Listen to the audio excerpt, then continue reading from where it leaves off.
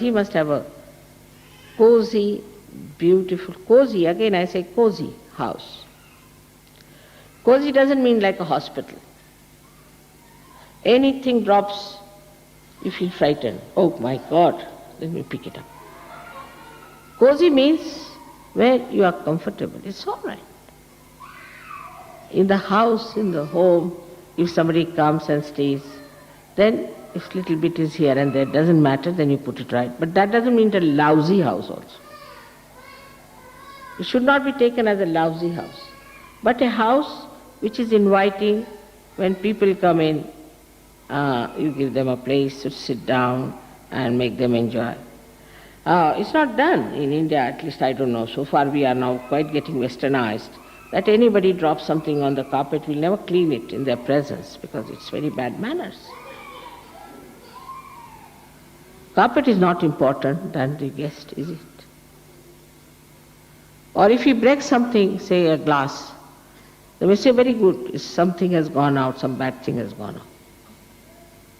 Or a thermometer is broken, we say the same thing. All these things happen.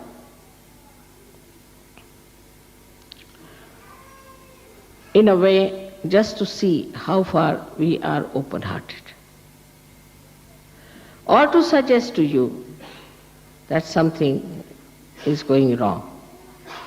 If something falls off, just see what's going on in your brain. What are you thinking? Is there something funny you are thinking about somebody, or something wrong you are thinking? Then it's happening. Otherwise, everything is nice and smooth. So another conditioning we have, which is a very, very funny conditioning. Either we'll have the lousiest of lousiest houses, or we'll have houses which will be just like hospitals. Even a rat would not enter there, leave alone human beings. They'll polish all the brass, they'll polish everything. Husband, wife will fight on that. They'll have divorces for it. But not even a rat will enter that house. I have seen many houses like that. And I've seen the other way around also, those that are lousiest, where there's no garden, there are no flowers, nothing beautiful. So, we have to be not to this extreme or that extreme, but something that will give joy to others, to visitors, to people who come to your house, will soothe the sick. People should feel happy to come to your house. So there's no showing off. Not to show off, but to make them comfortable and very happy. You can do lots of things, very interesting things, if you have the Lakshmi principle in you. I met once a Chinese gentleman, in a very, very beautiful house, everything, and he was so interesting. It made the house very interestingly, very nice, very beautiful. And you didn't feel any aggression at all in that house. So, I saw his dining room done with very good, beautiful green marble and white lights. I said, must be quite expensive. No, that's the beauty, it's very cheap, you know how I did it cheaply. All the time he was telling me how he did things cheaply, means he's never showed off it's expensive. But a person who's aggressive will say, oh, you know, this one I got it for so much, so much, so much. But a person who wants to give you joy says, no, I do it so cheap you won't believe, for a song. That's the sign of a person who wants to give joy to his guests. He'll never try to say that it's very expensive, I spent so much money, this is so, this, that. This is showing off. And then ultimately if it's very good 3 times, then it's yours. Have it. Of course you can't give the floor, the rest of it you can take. That's what it is. A personality which is joy-giving. Like a lotus, as I have told you before also, a beetle comes, a black beetle with horrible thorny legs, and enters into this lotus for sleeping in the night, you see.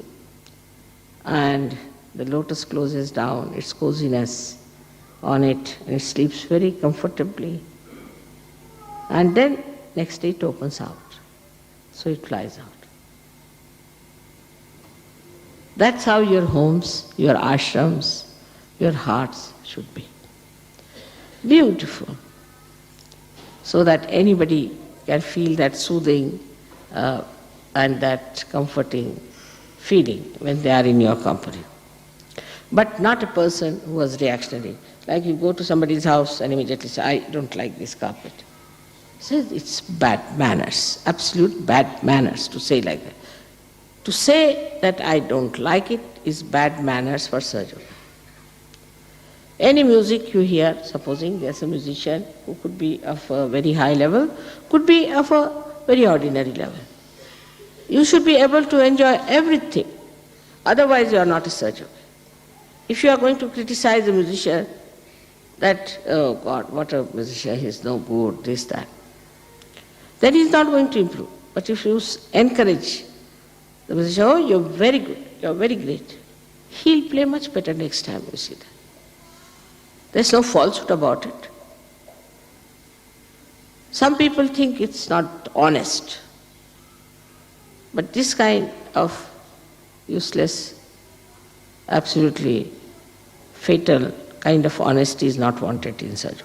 You be honest to yourself, and there's no need to tell anybody your opinion very honestly. Keep it to yourself, all these honest opinions, and direct towards yourself. Like you see somebody. Honestly, you want to tell him that he's wearing a funny dress. Honestly. You better look at yourself. What sort of a dress you are wearing, and what business you have got to tell him that he's wearing funny. On the contrary, say, this is very nice, I like it, it's very nice, it's good, nice one. They say, no, but he'll say that, no, not so good, yours is nice. Oh, you can get this very cheaply. You see, very cheaply. I'll tell you from where you can. Or you can have it if you like. I can take yours, you take mine. So the basic subtle point is that with your love, you are encouraging everyone. You are helping everyone. You are creating a confidence in him, his personality. And a kind of a rapport which is very subtle. So, a lotus is born in the pond, which is so dirty, filthy, full of worms, everything, like as we see the world is today. But the lotus covers, which is fragrance, the whole of that pond, and covers it up completely, and you forget to think what is behind it. It has very big leaves, you see, like the ears of the elephant, and that covers the whole thing. So you don't see any filth or dirt. What you see is beautiful, green, big leaves. Sometimes they are like a thali, like a big thali that we use for eating. And then all these things are covered with it. There's no honesty about it. They could say, why should we be honest? Let's see all the worms and the filth growing about. But the honesty lies in honestly understanding what is your job as Sahaja is.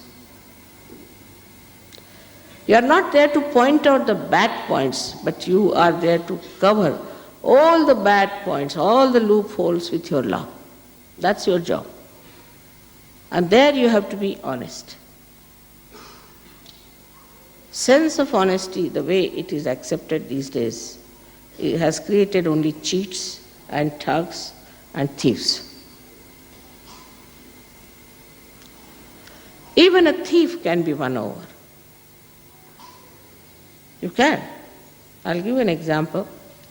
I met one boy in Delhi market. Poor thing, he was all wounded, he was suffering, so I brought him in the car home. So in the family, my brother and my husband both got very worried. He said, who is this brother-in-law you brought it? I said, he's my nephew, all right, let it be, doesn't matter. Whatever you say, I'll keep him. So I looked after him, I treated him, he got all right. These two persons got after him. You could send him to the police, send him to the police. I said, try, let us see. He's a good man, he'll be all right. No, send him to the police. Might have been, I don't know, might have been. And they were after his life. Till 10 days he was all right, I soothed him that. After 10th day he was so fed up with these two persons, he ran away. And he ran away with what, do you know? He ran away with all the things that belonged to my brother and my husband. And he left my necklaces, my watches, everything nicely. He didn't touch them. He didn't touch them. So he just ran away. And imagine he left, I had a necklace, a very nice, beautiful, expensive necklace, I should say, given by my mother. He didn't touch it. He didn't touch anything. And he took away whatever was possible from their purse, from their things, whatever were left, everything he took away. Now I said, now go to the police. What?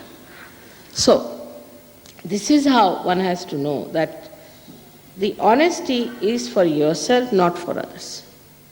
Don't try to be honest with others. Be honest to yourself.